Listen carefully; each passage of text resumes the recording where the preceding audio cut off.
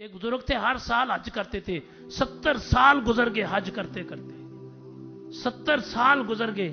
جب 70واں سال تھا تو ایک نوجوان ساتھ گیا, کہنا بابا جی ہر سال آپ جاتے ہو تو میں نے بھی جانا. اس نے کہا بیٹا میرے ساتھ نہ جا, میرا تو قبول ہی نہیں ہوتا. اس نے کہا نہیں میں نے جانا ساتھ. جب وہاں مینا میں کھڑے تھے تو حاطف غیبی سے آواز آئی, دعا کر رہے تھے عرفات میں کھڑے ہو کے, حاطف غیبی سے آواز آئی بابا تیرا حج قبول نہیں ہے. اس نوجوان نے بھی آواز کو سنا. تو 70 مرتبہ آیا ہے, 70 مرتبہ تیرا حج قبول نہیں ہوا, آج بھی تیرا حج قبول نہیں ہے. پھر آواز آئی, پھر آواز آئی, پھر آواز آئی. تیسری دفعہ آواز آئی تو نوجوان کہتا ہے بابا جی تمہیں آواز نہیں آتی.